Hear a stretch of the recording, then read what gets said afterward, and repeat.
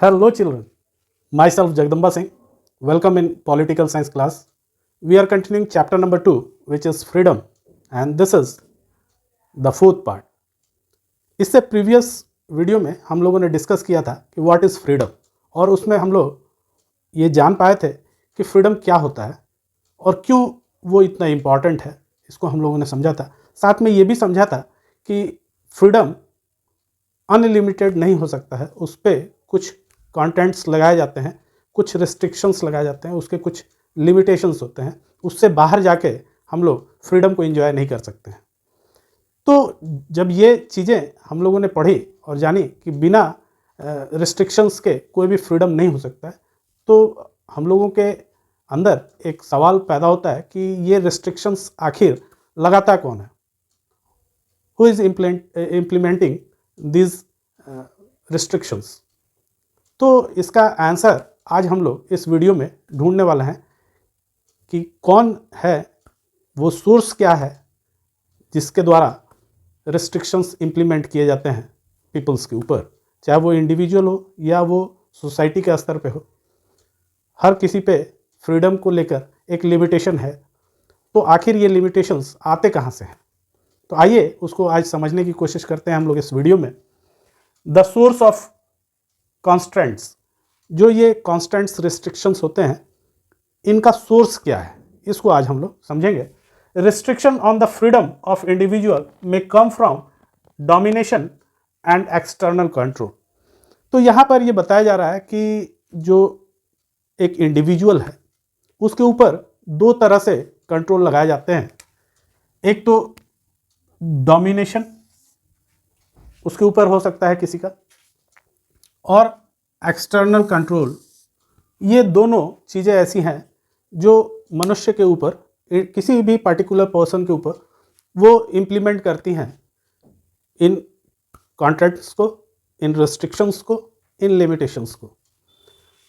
तो ये जो डोमिनेशन है ये किसी एक इंडिविजुअल के द्वारा लगाया जा सकता है या ग्रुप ऑफ पीपल हो सकता है जिसके द्वारा किसी व्यक्ति पे कुछ लिमिटेशंस लगाए जा रहे हों, या ग्रुप ऑफ पीपल के ऊपर कुछ लिमिटेशंस लगाए जा रहे हों। और एक होता है एक्सटर्नल कंट्रोल। तो हम लोग पहले एक्सटर्नल कंट्रोल को समझेंगे कि ये एक्सटर्नल कंट्रोल कैसे लगाए जाते हैं और कौन लगाता है इन एक्सटर्नल कंट्रोल्स को। उसके बाद हम लोग देखेंगे कि डोमिनेशन कैसे हमारे ऊपर कुछ लिमिटेशंस को लेकर के आते हैं। Such restriction may be imposed by force और they may be imposed by government through laws. अब यहाँ पर हम लोग देख रहे हैं कि दो तरह से ये लगेगी, लिमिटेशंस जब भी लगेगी, कंटेंट्स जब भी लगेंगे, या रिस्ट्रिक्शंस जब भी लगेंगे किसी इंडिविजुअल के ऊपर, तो वो दो तरह से लगेंगे। दो तरह से कैसे लगेंगे? एक तो फोर्सफुली लग सकता है उसके ऊपर, जबरदस्ती बलपूर्वक उसके ऊपर उसको मजबूर किया जाए,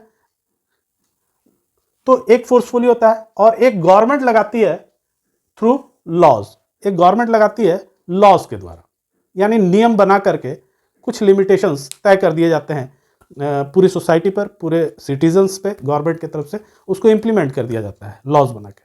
और जैसा कि हम लोग जानते हैं कि लॉ सारे सिटीजन पर एक समान वो लागू हो जाता है। तो दो तरह से हम लोग देख रहे हैं कि या तो वो फोर्सफुली हो सकते हैं या फिर गवर्नमेंट के थ्रू उन लॉज को इम्प्लीमेंट किया जा सकता है। This was the form of contents represented by colonial rule और by the system of apartheid in South Africa. South Africa में, और हम लोगों ने देखा है कि जब कॉलोनियल रूल था यहाँ, जब ब्रिटिशर्स की कॉलोनी थी इंडिया, उस पीरियड में हम लोगों ने देखा है कि किस तरह से हमारे फ्रीडम को इन लोगों के द्वारा लिमिटेड कर दिया गया था। मतलब हर तरह से हम लोग रिस्ट्रिक्टेड थे, फ्रीडम कहीं था नहीं। और उसी के लिए एक लंबी लड़ाई हमारे फ्रीडम फाइटर्स ने लड़ी, और तब जाके 200 साल के लंबे संघर्ष के बाद हम लोगों को आज़ादी प्राप्त हुई। तो हम लोग देख रहे हैं कि उस कॉलोनियल पीरियड में किस तरह से हमारे फ्रीडम को वायलेट किया गया, हमारे फ्रीडम को रिस्ट्रिक्ट किया गया। कोई भी आज़ादी नहीं थी, ना बोलने की आज़ादी थी, ना घूमने फिरने की आज़ादी थी। हर तरह की आज़ादी पे वहाँ पे रोक लगा के गवर्नमेंट ने रखा हुआ था। तो उसके लिए एक लड़ाई भी लड़ी गई। उसी तरह हम लोग देखते हैं कि साउथ अफ्रीका में जो नेल्सन मंडेला के द्वारा एपेथाइड मूवमेंट चलाया गया, उसमें भी उन लोगों ने एक रंग भेद की नीति जो साउथ अफ्रीकन गवर्नमेंट ने अपनाई हुई थी कि इन ब्लैक्स को कॉर्नर कर दिया जाए, उसको इन लोगों ने मानने से इनकार किया और एक लंबी लड़ाई वहाँ पर भी लड़ी गई इस रंग भेद नीति के खिलाफ। तो हम लोग देख रहे हैं कि ये गवर्नमेंट की तरफ से फोर्सफुली इसको इम्प्लीमेंट किया गया, यानी कि गवर्नमेंट की तरफ से हुआ, किसी इंडिविजुअल ने या किसी सोसाइटी के ग्रुप ने ये चीज़ें नहीं की, बल्कि गवर्नमेंट ने लॉ बना करके ऐसे स्ट्रिक्ट लॉज बनाए जिसके कारण लोगों का जो फ्रीडम है वो वायलेट हुआ, वो रिस्ट्रिक्टेड हुआ, और जिसके कारण ये सारी चीज़ें उस समय उस दौर में हुई। तो in a democratic government people have some control over their rulers. हम लोग देखते हैं कि जैसे कि यहाँ बताया गया कि गवर्नमेंट थ्रू लॉज, तो गवर्नमेंट तो कई प्रकार की होती है, फॉर्म ऑफ गवर्नमेंट्स बहुत प्रकार के हैं, मोनार्कियल गवर्नमेंट है, डिक्टेटरशिप है, डेमोक्रेसी है। लेकिन यहाँ पर बात डेमोक्रेसी की हो रही है इसलिए क्योंकि वहाँ पर पीपल्स का इंटरफियरेंस नहीं हो पाता है, चाहे वो मोनार्कियल गवर्नमेंट हो, चाहे वो एक डिक्टेटरशिप गवर्नमेंट हो। वहाँ पर हम लोग देखते हैं कि पब्लिक का इन्वॉल्वमेंट गवर्नमेंट में नहीं होता, उनका रिप्रेजेंटेशन गवर्नमेंट में नहीं रहता है। तो वो गवर्नमेंट जो होती है, चाहे वो मोनार्की की हो चाहे वो डिक्टेटरशिप की हो, वहाँ पब्लिक के हाथ में कोई पावर्स नहीं होते हैं और पब्लिक वहाँ गवर्नमेंट के खिलाफ कुछ भी बोलने में असमर्थ होती है।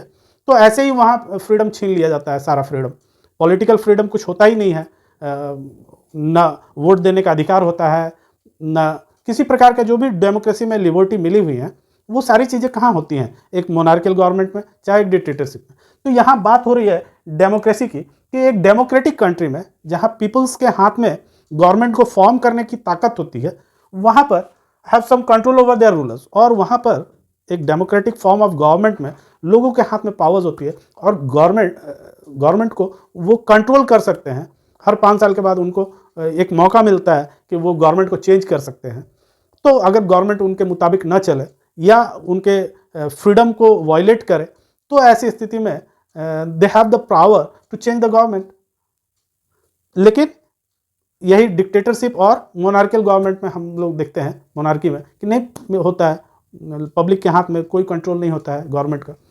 तो डेमोक्रेसी में तो ये चीज़ें अगर फोर्सफुली गवर्नमेंट कोई ला रही है तो वहाँ मूवमेंट्स हो जाएंगे, स्ट्रगल्स शुरू हो जाएंगे गवर्नमेंट के खिलाफ, और गवर्नमेंट को झुकना पड़ता है in front of peoples, in front of their citizens, और उनकी बात को मानना पड़ता है क्योंकि उनको हर 5 साल के बाद इन्हीं पब्लिक के बीच में जाना है to form the government. That is why democratic government is considered to be an important means of protecting the freedom of the people। इसीलिए एक डेमोक्रेटिक फॉर्म ऑफ गवर्नमेंट को ये माना जाता है कि ये प्रोटेक्ट करेगी हमारे फ्रीडम को। एक डेमोक्रेटिक फॉर्म ऑफ गवर्नमेंट में ही पीपल इंश्योर हो जाते हैं कि अब जो है एक ऐसी गवर्नमेंट फॉर्म हो गई है या ऐसी गवर्नमेंट हमारी है जो हमारे फ्रीडम पर किसी प्रकार का रोक नहीं लगाएगी, और वो इंश्योर करेगी कि हमारे फ्रीडम सुरक्षित रहें और उसमें देश में जीने का अधिकार सबको स्वतंत्र रूप से मिले। कंटेंट्स ऑलवेज इम्पोज, तो अब ये सवाल उठता है कि contents always impose by the government, कि क्या केवल गवर्नमेंट की तरफ से ही रिस्ट्रिक्शंस लगाए जाते हैं पीपल के ऊपर, चाहे कोई एक इंडिविजुअल व्यक्ति है उसके ऊपर, क्या गवर्नमेंट ही केवल इन लिमिटेशंस को इम्पोज करती है या कोई और भी तरीका है या कोई और भी फॉर्म से ये रिस्ट्रिक्शंस आ जाती हैं। तो जैसा कि मैंने ऊपर ही बताया कि एक्सटर्नल कंट्रोल जो होता है उसमें गवर्नमेंट लॉ बना करके हमारे फ्रीडम को रिस्ट्रिक्ट करती है। लेकिन हम लोगों ने देखा कि डोमिनेशन भी एक तरीका है। लोग किसी एक इंडिविजुअल व्यक्ति के ऊपर, किसी एक इंडिविजुअल व्यक्ति का डोमिनेंस हो सकता है, या एक ग्रुप ऑफ पीपल के ऊपर एक ग्रुप ऑफ पीपल का डोमिनेंस हो सकता है, और वो उसके ऊपर लिमिटेशंस लगा सकता है। ये चीज़ें कैसे होती हैं? तो ये चीज़ें फोर्सफुली होती हैं। इनको जबरदस्ती फोर्स के द्वारा अगले इंडिविजुअल या अगले ग्रुप ऑफ पीपल के ऊपर इंप्लीमेंट किया जाता है बाय एन इंडिविजुअल और a big group of people. तो ये लिमिटेशंस को भी हम लोगों को समझना होगा। केवल गवर्नमेंट जो है वही इम्पोज नहीं करती है, एक दूसरे तरीके से भी हम लोग देखते हैं कि सोसाइटी में इम्पोज हो रहा है, लिमिटेशंस को वायलेट किया जा रहा है। इंडिविजुअल भी इंडिविजुअल का जो फ्रीडम का राइट है उसको वायलेट कर देता है। कभी एक ग्रुप ऑफ पीपल्स मिल करके एक ग्रुप ऑफ पीपल्स को डोमिनेट करते हैं और उसके फ्रीडम को वायलेट करने की कोशिश करते हैं या वायलेट करते हैं, तो उसको भी हम लोगों को समझना होगा। गवर्नमेंट तो जो लिमिटेशंस लगाती है तो वो सारे सिटीजन्स पे इकट्ठा लगता है, वो लॉ बना करके लगाती है, और ऐसे लिमिटेशंस नहीं लगाती है जो जस्टिफाइड ना हो। अगर अनजस्टिफाइड लगाएगी तो उसके खिलाफ फिर गवर्नमेंट के खिलाफ प्रोटेस्ट शुरू हो जाएंगे, मूवमेंट शुरू हो जाएंगे, स्ट्रगल शुरू हो जाएंगे, और लोग सड़कों पर उतर जाएंगे और गवर्नमेंट का विरोध करेंगे। और अगले बार जब इलेक्शन होगी तो हो सकता है कि वो गवर्नमेंट जीत करके ना आए। तो ये डर कहीं ना कहीं एक डेमोक्रेटिक गवर्नमेंट को बना रहता है, तो इसलिए वो अनजस्ट कभी भी लिमिटेशंस इंपोज करने की कोशिश नहीं करती है अपने सिटीजन्स पे। लेकिन कुछ सर्टेन ग्रुप्स ऐसे होते हैं सोसाइटी में जो कुछ ग्रुप्स को या किसी इंडिविजुअल को वो अपना डोमिनेंस में लेने की कोशिश करते हैं। आइए उसको समझते हैं कि contents on the freedom can also result from the social inequalities, और ये चीज़ें हम लोगों को सोशल इनइक्वालिटीज़ में नज़र आती हैं।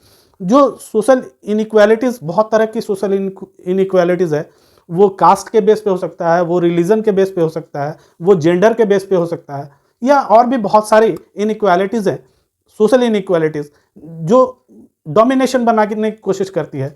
जो पुरुष प्रधान सोसाइटी होती है वहाँ पुरुष जो है वो महिला को डोमिनेट करने की कोशिश करता है वहाँ पे। और कास्ट में कुछ कास्ट ऐसे होते हैं जो फॉरवर्ड होते हैं, वो जो कास्ट पिछड़े हुए हैं उनके ऊपर डोमिनेंस करने की कोशिश करता है, या इंडिविजुअल को डोमिनेंस करने की कोशिश करता है। तो इस तरह की चीज़ें देखने को मिलती हैं। कुछ रिलीजन्स ऐसे होते हैं जो ग्रुप में बड़े होते हैं, वो माइनॉरिटीज़ पे डोमिनेंस बनाने की कोशिश करते हैं। तो ये सारे सोशल इनइक्वालिटीज़, जितने भी सोशल इनइक्वालिटीज़ हैं, वहाँ पर हम लोगों को डोमिनेंस देखने को मिलता है। और kind of implement in the caste system, और ये कास्ट सिस्टम इसका एक उदाहरण है कि हम लोगों ने देखा है, सब चीज़ हम लोग जानते हैं कि किस तरह से कास्ट के बेस पे डिस्क्रिमिनेशन हम लोगों ने क्लास 10th में भी पढ़ा है, और हमेशा इस चीज़ की चर्चा होती रहती है कि किस तरह से कास्ट के बेस पे डिस्क्रिमिनेशन होता है। It can seen as result to extreme economic inequalities in society, और इसके कारण इकोनॉमिक इनइक्वालिटीज़ भी पैदा हो जाती हैं। अब कैसे, इसको ज़रा देखें। कास्ट को अगर हम लोग लेते हैं तो कोई एक पिछड़ा हुआ वर्ग से, एक पिछले कास्ट से कोई एक व्यक्ति है, कोई एक बच्चा है जो पढ़ना चाहता है, लेकिन उसको वो फैसिलिटीज़ मुहैया नहीं हो पाती है स्कूल में, जिसके कारण वो पढ़ नहीं पाता है। और जब वो बड़ा होता है तो अशिक्षा के कारण उसे अच्छा जॉब नहीं मिल पाता है, और वो फाइनेंशियली कमज़ोर हो जाता है, इकोनॉमिकली कमज़ोर हो जाता है। तो हम लोग देख रहे हैं कि एक सोशल इनइक्वालिटीज़ के कारण इकोनॉमिक इनइक्वालिटीज़ भी इस सोसाइटी में पैदा हो जाती हैं।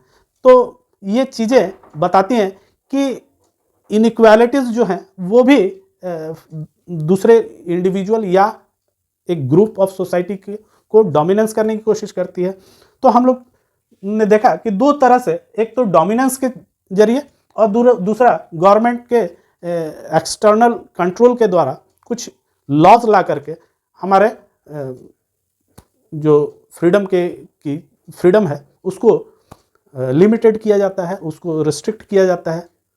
तो ये दो चीज़ें ऐसी हैं जो हमारे सोर्स हैं कंटेंट्स के, जो लिमिटेशंस लगाते हैं फ्रीडम के ऊपर। तो बच्चों, उम्मीद है कि आपको बहुत अच्छी तरह से समझ में आया होगा कि सोर्सेस क्या हैं और कहाँ से ये चीज़ें हमारे सोसाइटी में दिखाई दे रही हैं।